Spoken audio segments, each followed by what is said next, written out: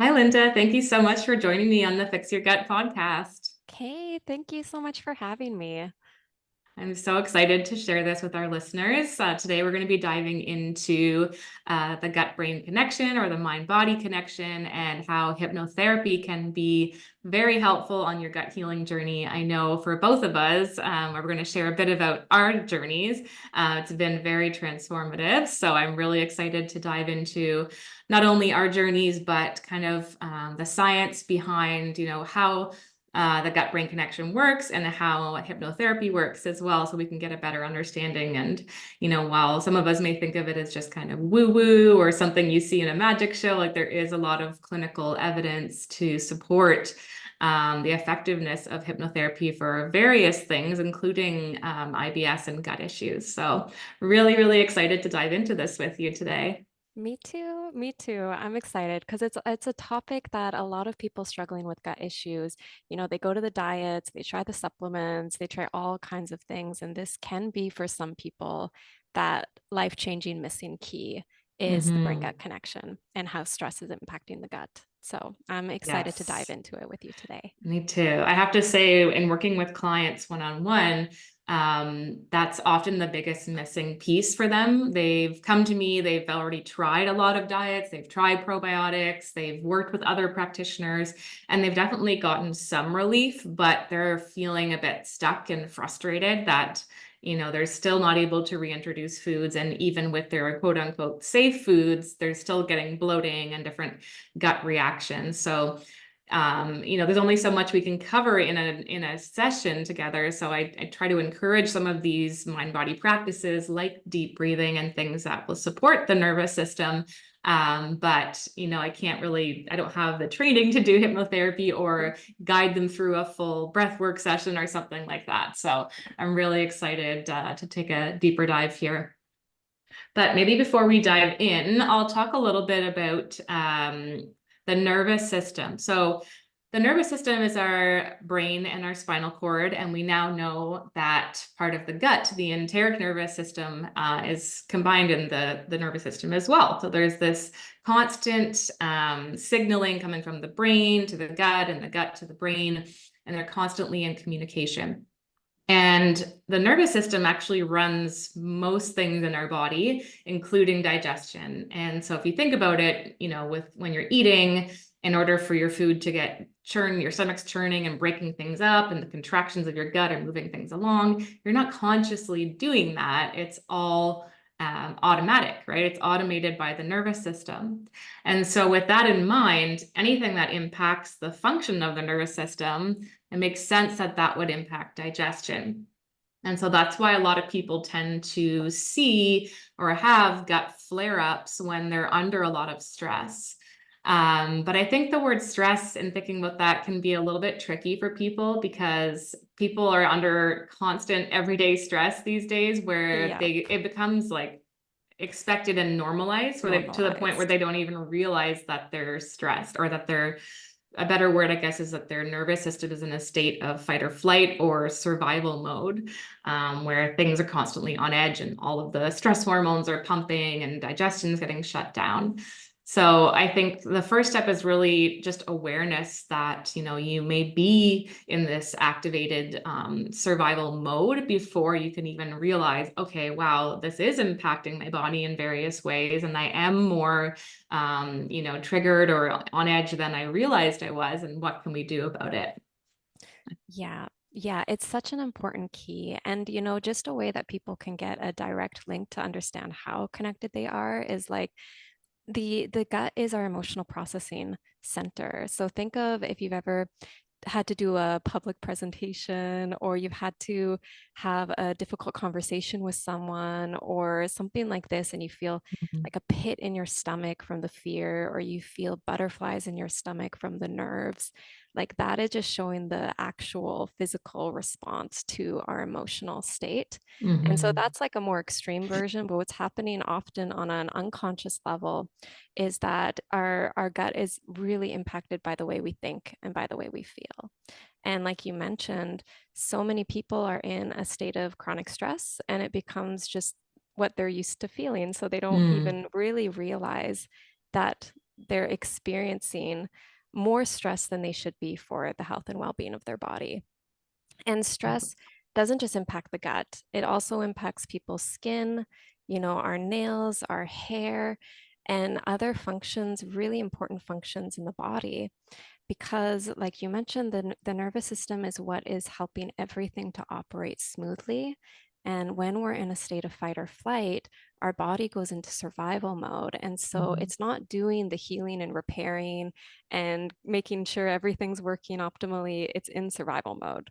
And Mhm. so it is, pumping blood more to the extremities of our body. Think of fight or flight as literally to prepare you to fight or to flight. Like, and evolutionarily, that's what this mechanism was there to keep us safe. Mhm. But now we have modern stressors, our job, our relationships, just all the responsibilities, and it can really put a toll on us, on ourselves. And it's not like we can escape stress and have no stress in our lives, but if you notice that that's having a direct impact on your health, then there's absolutely things you can do to reverse that. And there's absolutely things that you can do to regulate your nervous system and to break out of that pattern. Like I myself, when I was growing up, I was really sensitive, very anxious. I worried all the Mhm. time. I developed lots of chronic gut issues, like in my early 20s.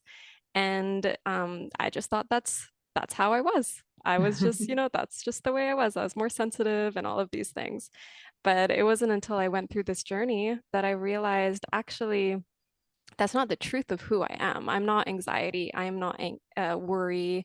I'm not these things. Those are just experiences that I'm having. And Mhm. when you can heal that and actually shift the way you're thinking, release emotions that might be stored in your body from different experiences, different lifetime experiences.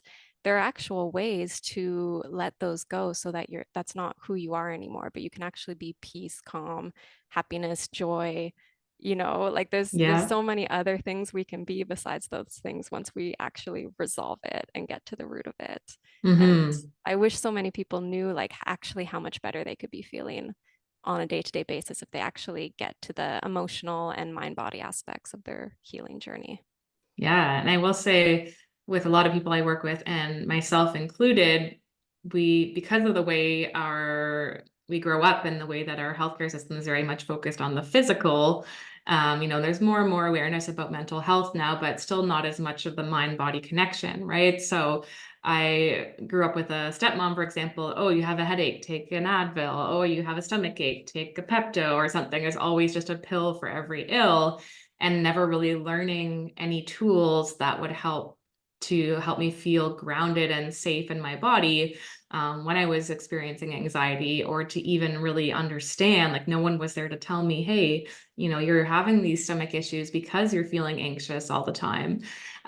So I think it's really important that we kind of understand these things so we can be more gentle with ourselves and on our healing journey, but also learn the tools that unfortunately most people just aren't taught by anyone in their family, because that's just not how our society is, They unfortunately. they didn't But know either. yeah, you can't blame them, right? Because they didn't know, no one taught them. So it's Yep. kind of like this lost art. And a lot of traditional cultures do have these practices, but unfortunately, we've lost touch with that in our modern society.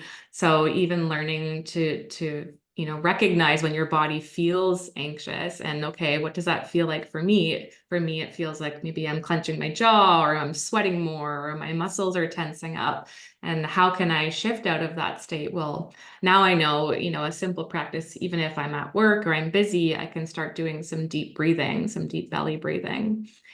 So really, there's so many tools we can add to our toolbox, and some of them are more useful depending on what's going on in your day or in your life. Obviously, you can't stop and do a meditation if you're in the middle of work or a conversation with someone, but we use different tools depending on what's going on, right? So I Yes. think something that's been really helpful for me with hypnotherapy is, yes, you feel great in the moment and after, but the lasting result of allowing me to feel more calm and grounded throughout the day, and things, conversations, or things that would happen that used to be more of a trigger for me that would send me into like an anxiety and catastrophizing spiral, are no longer that same kind of trigger where I'm more able to see what's going on, be like, oh, that's kind of upsetting. How can I deal with these feelings and recognize it rather than getting triggered on that nervous system level and then just spiraling? Yeah, yeah, it's the difference between reacting and responding. Reaction Mm-hmm. is like you fully are immersed in your trigger, in the anxiety, in the worry, and that is just like your whole experience is that. But when you do some healing and type of mind body work, you're able to separate, oh, I'm noticing this thing coming up, and now I can kind of witness it and Mm-hmm. from there choose how you respond. It's not like it doesn't just take over your entire being. And so there's a lot more control and freedom to not escalate it, because whatever you give energy to is something I teach a lot of my clients, is that what you're thinking in your mind is what grows. It's what's Mm-hmm. creating the neural connections. It's what's literally wiring your way of being. And so if you're constantly worried, then you're creating all the neural network in your mind to feed it those loops of thoughts. And Yeah. those thoughts get stronger and stronger and more hardwired. When you begin to break those thoughts and patterns and you start putting in more empowering thoughts or ways of thinking and being, it's everything is about perception. A lot of pain and suffering will come from the lens of perception that we put on something. And so when we can shift that, then the reaction is a lot less. And that's actually a way of breaking a lot of the cycle of the stress IBS because, people will feel a little something in their stomach and then they might go to like the full blown, oh my God, is this going Right. to be like a big flare up? Maybe I can't do Mm-hmm. this thing tonight. It just becomes this big thing. But I had some clients that'd be like, yeah, I used to do that. And now I notice it. I just breathe and I'm like, oh, I'm just feeling a sensation, like everything's going to be okay. Taking deep breaths and it'll go away. Not like 100% of the time, but you can minimize Yeah. the trigger and the response. And so I'm curious for you, because I know that you mentioned you did a couple hypnotherapy sessions. Like, what did Mm-hmm. you notice was that biggest shift? Ah, good question. I think, like I was mentioning, just as I'm going about my day, I'm feeling a lot more calm and grounded, and I am being less reactive to things people say, the things that happen that I notice, oh, the old me would have been really upset by that, but now it's more just like, okay, like you said, I'm feeling this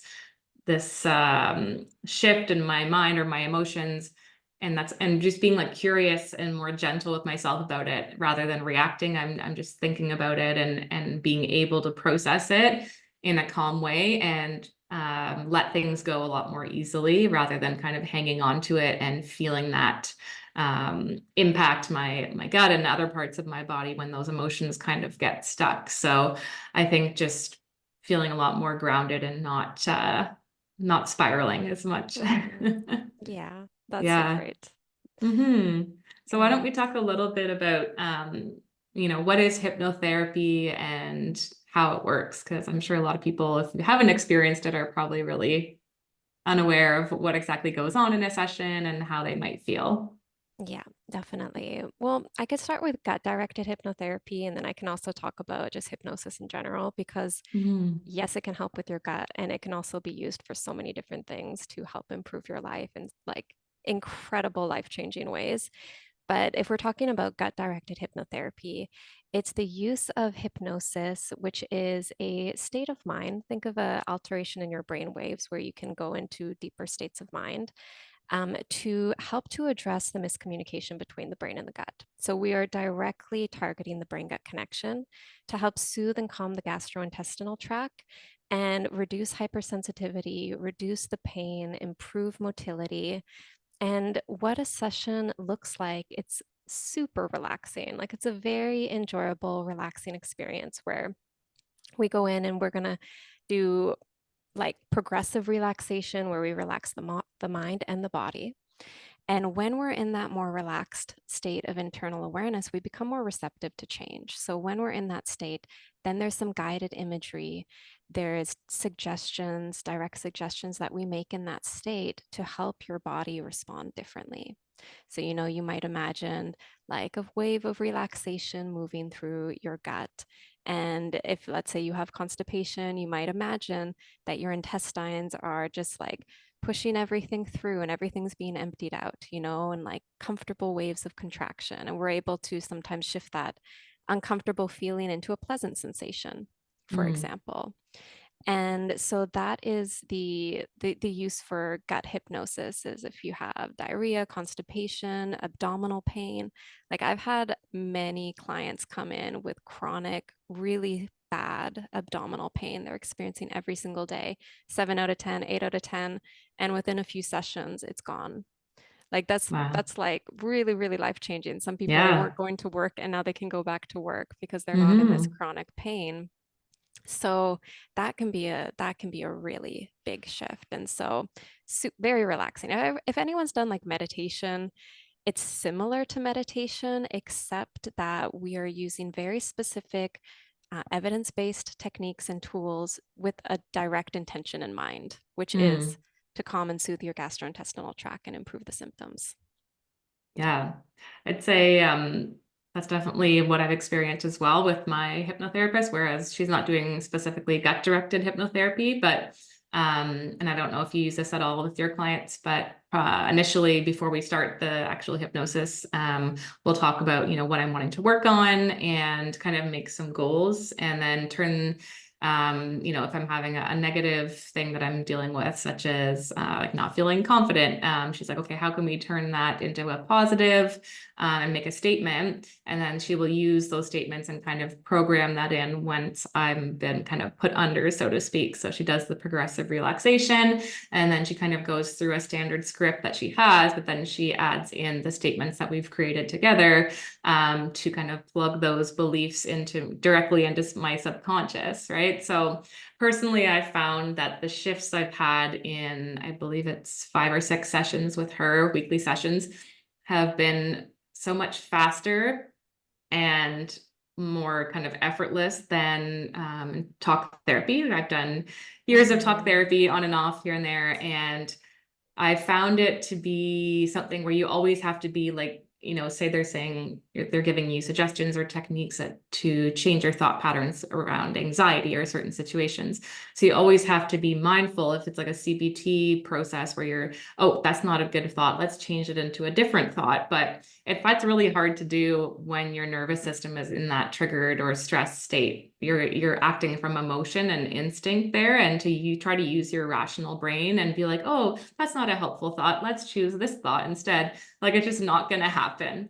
Yeah. Personally, I found that really unhelpful, and I also found, with being someone who's had a lot of chronic pain and gut issues and headaches, that every time I would start talking about some of these things that were upsetting for me and I would get, triggered into that fight or flight state in the session, not necessarily during the session, but afterwards, I would feel quite unwell for at least a day or two. I may even get a migraine or like worsen gut symptoms because I was kind of reliving a lot of those upsetting moments. Yeah, And so I found it was making me feel worse than better. I've heard that. Whereas with hypnosis, I feel, because we're in that deep state of relaxation, and she's really just kind of programming these positive mindset shifts like into my subconscious, and we're not having to relive, upsetting memories. We're not having to do those kind of processes.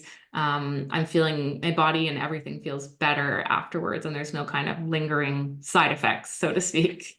Yep. No, Yeah. definitely. Well, because an element of that is if you're just talking about the problem and bringing up the emotion and not clearing it, like talking about the problem, I know talk therapy can be very beneficial, but just talking about a problem doesn't make it go away. Hmm. So when we the reason why hypnotherapy is so powerful is because it's a rapid transformational experience. Doesn't You don't need years. You can do it in a couple sessions depending on what specific thing you're working on. Hmm. Some things are more complex, they require more time. But we're going into the subconscious mind, and your subconscious mind is your operating system. the best way that I describe it is like a computer. You know, you've got your conscious mind, which is the screen that you see. So let's say you're aware of your mind, what you're thinking, logically analyzing what you can think and experience. Within the computer is the operating system where all the programs, all the codes, all the information that we don't even ever think about, but it's there and it's Mm. stored in the computer and it's running the entire show and you have no idea. So, what we do in hypnosis is we enter the operating system of your mind to change and transform those programs. You can't change them on a conscious level of mind. You have to do something deeper to change those core things. And Mm-hmm. so, when we can get more to the root of it and shift it there, because they say about 90-95% of your behaviors, thoughts, emotional responses, habits, they're all rooted in the subconscious. When you get it there, you can change so much faster. Whereas if you're trying to Mm. work on it on a conscious mind, it can take forever. Literally forever. Mm. And you can feel like you have so much resistance. You can feel like, because there's always a part of you that's like, well, just going to do the same thing, like making that Right. change can be so hard because you're using maybe 5% as opposed to tapping into the 95% operating system where you make the Mm-hmm. change there, then it becomes a more effortless. It just Yeah. becomes kind of just like a second nature because it's rooted in your being now. Like you've Mm-hmm. shifted it and rewired it. So Yeah, I love that's that. why I love it so much because it completely changed my life. Like I went from anxious, worry, gut issues, social anxiety, like all of these different things that were really, I mean, I kind of thought I was just feeling normal and anxious a bit, but when I removed that through hypnosis, I and I experienced so much peace and more happiness and more freedom in my life. And I'm like, oh, Mm-hmm. that like I'm forever grateful. And that's what I want for other people is to realize that shift, that For shift into sure. more freedom. Yeah, I think especially too with these clients that I work with where they're so fixated on, they're on a really strict diet, they're taking handfuls of supplements, and they're just getting super frustrated in that, and some of them, for example, like if as long as they stick to their diet 100% and take all their supplements, they can keep things in a decent place.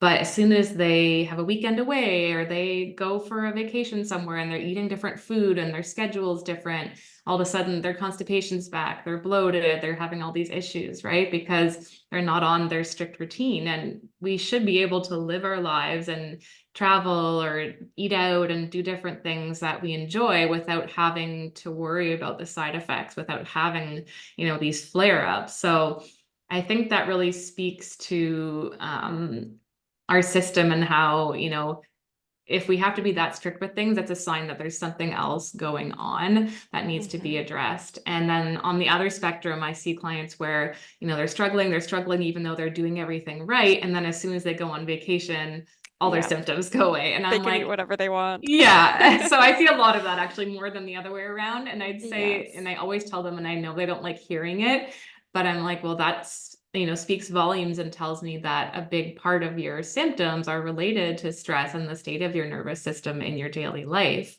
because you're so much more relaxed on vacation and clearly things are just working better, right? So how can we bring some of those vacation vibe, so to speak, and the way your body feels at that time into your daily life with some of these practices. So whether it's going and doing hypnotherapy or whether it's implementing things like meditation or breath work. Yep. Yep, definitely. I see that a lot too. People go on vacation and they feel totally fine. But I really believe Hmm. about this, like with IBS, it's considered a disorder of the gut-brain interaction. And I really Hmm. believe that the goal should be like healing, not living in a permanent state of restriction.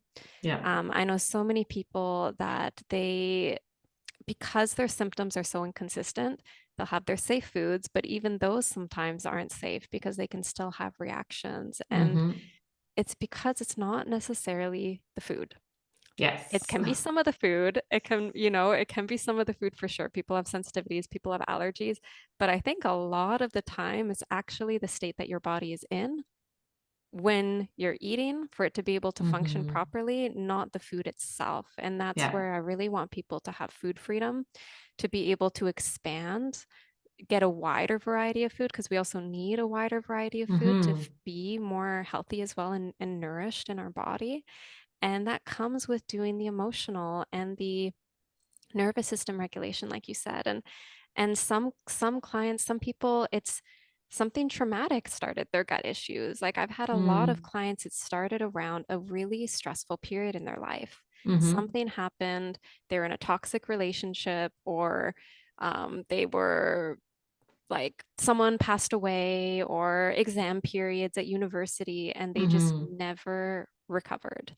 Or Yeah. burnout, they had burnout and their body just never recovered. And you can fix that root problem by doing the inner work and by doing a lot of that emotional healing to actually release it, because trauma and emotions, they get stored in our nervous system when they're not properly dealt with and resolved. And so I'm Mm-hmm. very trained in emotional processing. That's one of my specialties and one of the things I love doing the most. And so if anybody has been struggling with that, we can specifically address whatever that root problem is in our sessions too. Yeah, I think that's so important. That's funny that you went there because I was literally just thinking that we should share about, how a lot of people get these emotions stuck in the body and that we don't understand emotions as energy, but they are energy, right? And some of them, if it's a happy emotion like joy, it's a light energy, it's a life-giving and healing kind of energy and love and things like that. But things, that worry and fear and all of those kind of emotions are kind of do more damage to the body than good, especially when it's chronic and long term, right? So Yeah. temporarily, in any given small moment, yeah, it's fleeting. It's not going to have a big impact on the mind or body. But when it's chronic, or it's like a big thing, like a traumatic situation, like you said, so it's way in the past, but it was a big traumatic situation and it's never fully dealt with. That's when we see these things getting stuck in the body. And yeah, like you said, I do see a lot of clients that, we get going into their digestive issues and the testing they've had and it's focusing on the physical, but then I kind of shift the conversation to, okay, do you mind if I ask, have you had any, periods of your life where there was a lot really high stress, or was there any traumatic incidents? Without kind of going into too much detail because I'm not a mental health professional, but just getting an idea of whether that's a factor for them. And sure enough, a lot of them share that yes, there was some kind of traumatic incident and things have never been the same since then. So that's where I often refer them to different practitioners like yourself that can work on whether it's using hypnotherapy or other processes to kind of digest or process those emotions and liberate them from the body so that the body is able to kind of shift more into a healing state. Yeah. Yeah. I like to Mm. think of it like, um, well, the analogy that just came to me is like a pan. Like if you're if you're a Teflon pan and something goes on it, it just like slips off. It just goes Yeah. away. It just flows right through you. But what happens is if you haven't processed stuff, it's your insides is sticky. Everything sticks Mm. to it. Like one Hmm. person says this one thing and it just sticks on you. And then all day you're thinking about this thing that someone said, or this experience that happened, or this thing that happened a week Yeah. ago, or this thing that happened 2 years ago. It's like stuck inside and it loops. There'll be something that Hmm. happens and you remember this experience and now you're reliving the emotions. Your body doesn't know the difference if it's happening in real time or if you're imagining it. So every time that Hmm. you're replaying, re-experiencing, you're physiologically re-experiencing that negative experience.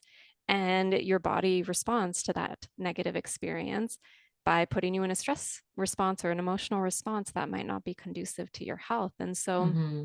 when we clear out all these kind of like stickiness of emotion, or also call them emotional stack ups, is that then you can become more like a Teflon plate where everything just like slides through you and you go Yeah. about your day and like you don't even like think about those things because you're just Yeah. free to be free throughout the day and not worry and kind of loop in those emotions and thoughts all day. I really love that analogy to help people understand what's going on. Some people say that saying like it's like water off a duck's back, like that kind of Yep. thing too, right? Where you're Yep. just, yes, you're gonna feel the emotion. We're all gonna, have these negative emotions at some point, but allowing it to like processing it, allowing it to go through you rather than getting stuck in the body, I think is so critical. And as much as like I do believe, obviously, having dealt with anxiety, depression myself, they are very real things. But I think our medical system and the people, the mental health workers, we focus too much on diagnosis and medications or talk therapy, and not understanding, well, why is this person stuck in this state? And a lot of times it is more of either a physical cause or like a stuck emotion from the past that's not been processed. And so you can talk till you're blue in the face, or you can take a medication, but if you're really not ever getting those sticky stack ups, you called it, or something, the Stack emotional ups, stack yeah. ups, out of the system and clearing it out so things can get back to homeostasis, then you're not ever really going to be fully free from that suffering. So I Yeah. think that's been a huge part of my mental health journey as well. Yeah. Yeah, me too. Because it's heavy. It's like you're Mm. energetically carrying the weight of everything that hasn't been processed. Hmm. And so you actually get access to more energy when you do this type of work because it takes energy to hold all that Mm. stuff in your, like, oh, think of your computer. When you've got tons Right. of things on it and viruses and like all of these things on your computer might start running slowly. Then when you Hmm. clear it all out and reboot it, then it's like super fresh and fast and clean and like nice to Yeah. use. So it's kind of like that, but for our own Yeah. body and mind. And I think you touched on something there where, there are some people, and like myself, I consider myself, you could call it like an empath or HSP, highly sensitive person. We are just more sensitive. Our systems are more sensitive to the emotions of other people around us. And so people like this may feel overwhelmed in a situation, whether it's like large crowds because they're picking up everyone's emotions, or whether it's in a small setting, but there's one person that's really upset or angry, and you really start picking up on that and internalizing it. And that too can get stuck in your body if you're not mindful of how to kind of protect yourself from that. So do you do any kind of emotional protection or energy protection for people like that? I also consider myself HSP and empathic, Yeah. so I definitely resonate with what you're saying. When I was younger, I felt like it was a little bit of a curse because it just meant like I was so much more at the whim of emotionally feeling like bad and other people's Mm. things, and I just felt being around people was could be overwhelming, which is also why I had Hmm. the social anxiety and tend to be like, you know, like smaller groups of people and all of these Right. things. But I don't believe, well, I guess it's a how you interpret protection and energetic protection, because what I believe is if you clear the things out, there's nothing to stick to. Mm. You're not sticky, like other people's stuff doesn't stick to you. You're just Right. clear.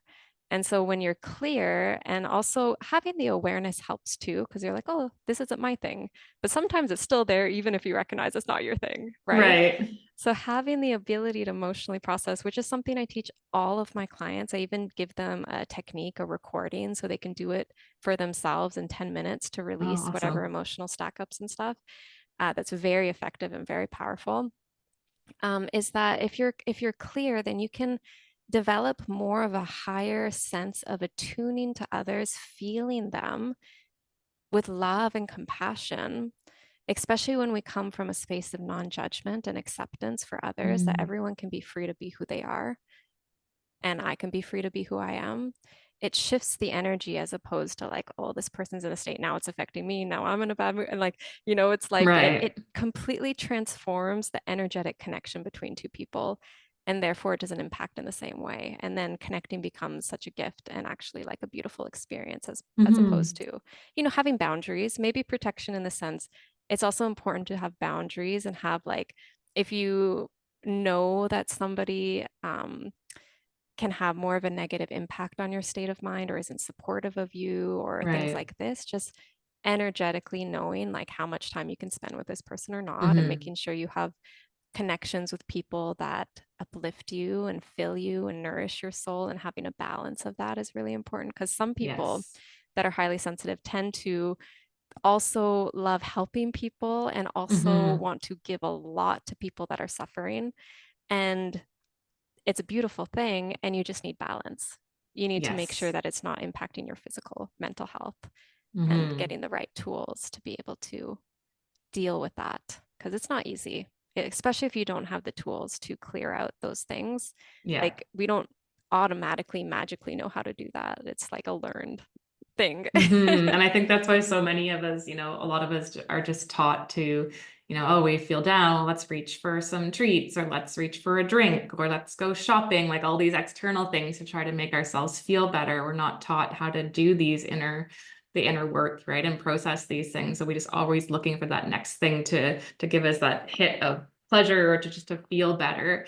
And Yeah. that's where it can be really tricky to make and stick with healthier habits. If you're trying to eat less processed food or less sugar, it's really hard, and you have to do more of like a willpower thing, or like, oh, it's completely off limits because once I have one cookie, I'm going to eat the whole bag. But really, if you're working on yourself and you're addressing these underlying issues, it's easier to have, a small treat and be satisfied and not kind of go into more of like a binge situation with treats to help yourself kind of feel better. Yep, definitely. Mm. Definitely. It gives more sense of self. And also when you're feeling better, you tend to treat yourself better. When Hmm. you're not feeling good, you're looking for things that make you feel good. And I've been Yes. there, like I did struggle with depression and all of these things. And so I understand, you just want to feel better. You want something to cope. You want Hmm. a reward. You want a treat. You want to Yeah. have something that's going to temporarily kind of take away maybe that feeling of like a hole inside you or sadness or Mm. whatever it is. But once you kind of fill from the inside out, then there's more available, I guess, in terms of then you can go higher and higher as opposed to just kind of trying to get to like a like a baseline. Yeah, just kind of getting through the day kind of thing. Yeah, and that's the ultimate goal, Exactly. right? To really feel like optimally well and happy and vibrant, and not just feel like you're trudging through the day or just surviving the day so that you can plunk yourself on the couch or pass out in bed kind of thing. Yeah, Yeah. yeah, definitely. It just came to mind. I feel like I should maybe touch on some of the common misconceptions about hypnosis Hmm. because it's for a lot of people that don't know what hypnosis is, we get a lot of our information from like movies or TV Mm. that it's this like mind control Yeah. or stage hypnosis where it's like this big over the top Yeah. thing where they take control of your mind. And, as humans, we are actually very susceptible but when we're using hypnosis in a therapeutic way, it's actually one of the most powerful transformational tools. And it's the most powerful way of programming the subconscious mind. People use it for performance, athletes use it. Most Mm. top athletes use sports hypnosis, a form of it, which is Oh, wow. visualization, so that Yeah. they can really succeed. Like that's very, very common in sports. Um, if you're struggling with self-esteem, one of my favorite areas, I do gut hypnosis. I work with other people with other issues, but is relationship and attachment styles, anxious Hmm. attachment, avoidant. Those are things that can be really, really shifted and healed if you've been noticing a lot of self-sabotaging behaviors or issues that are causing suffering in your relationships, jealousy, abandonment wounds, triggers, things you're fighting about, like there's stuff you can do to heal that at a deeper level as well. Hmm. Um, yeah, so all of different ways it can help you. But what's important to know is that it is using a natural state. It's not a foreign state. It's not something that no one's experienced before. Hypnosis is a state of trance, and we all go into trance at various periods in the day.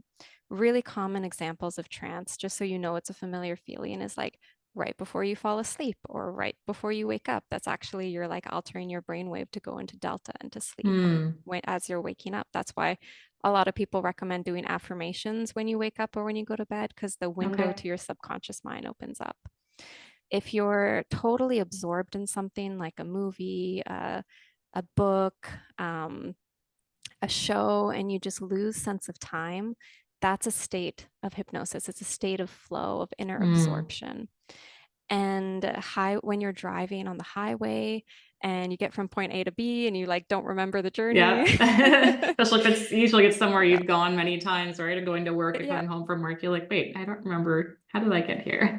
exactly. That's Yeah. like they call it highway hypnosis, but you're essentially your subconscious mind is driving the car. It's very good at driving, but just like so people are aware it's not an unknown mystical thing outside of them. It's like actually a very, Hmm. very normal phenomena that we all experience, but it's using those windows to get in those times to create the change. Yeah, and I think it's important for people to know that a hypnotherapist cannot make you do or feel anything that you don't want to do or feel, right? Yeah. Like, yes, they're putting some helpful suggestions in and things like that, but if they were to say something that goes against something you deeply believe, it's not going to do anything bad for Yeah. you. Because Yeah. you have the ability to like reject a suggestion and just be like, no, Hmm. like you are still conscious. You're not asleep. You're Yeah. awake. You're very present. You can hear what the person's saying, and you have the ability to reject a suggestion if it's not something that you actually want. But if you're working with someone, they're going to weave in the things that you do want because you'll do like a deep Hmm. intake just to know exactly what it is. But yeah, a lot of people think they're not going to be conscious, they're going to be asleep. Like, I don't want my clients to be asleep because we're doing some work and I need Yeah. them to be participating in the Yeah. process to get the most benefit out of it. Now, if you're Hmm. listening to like a recording that you listen to all the time, it's fine to fall asleep during it, but like in a one-on-one session, I really want my clients to be awake because we're Hmm. you're participating too. You're going to be imagining things, feeling things, visualizing, seeing yourself happy and healthy, Yeah. seeing yourself eating food and you're responding positively to it. Like it's part of the process. Hmm. And I think a lot of that really helps, at least I found too, that helps with the food fear, right? After so many years of having IBS, you do get a lot Yeah, of food fear. And when you're trying to get off some of these restricted diets, it's kind of a mind game, right? Because you're so used to having this, like, oh, if I eat this, I'm gonna get so bloated. Oh, I really shouldn't do it. And it's like this inner turmoil. But once you kind of do that work on the subconscious and implant those suggestions, like, you know what, I will be okay. And even if I have a little bit of bloating, it's not the end of the world. Then it allows you yeah, to have less fear about food. And in doing so, you have less reactions when you're implementing those new foods. exactly. Exactly. You can Hmm. actually shift the response pattern. Not Yes. saying it's going to work 100% of the time of when you like shift it, but it can greatly immense reducing flare-ups.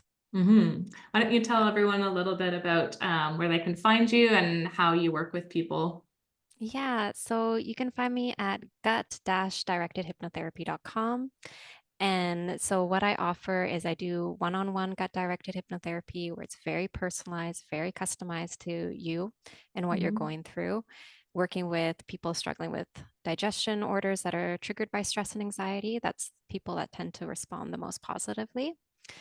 And I also have an online program, which is the standard gut directed hypnotherapy program that is 8 weeks that you can do online. So it's at a very, very affordable price. And so I like to offer different price points for people. And I also do emotional processing. So if someone, let's say they actually just had more of an emotional issue that they want to work on, then you can send me an email and there'll be the links, I'm sure, in the description of this podcast. Hmm. And you Yep. can reach out and we can set up some appointments and I can help you with that.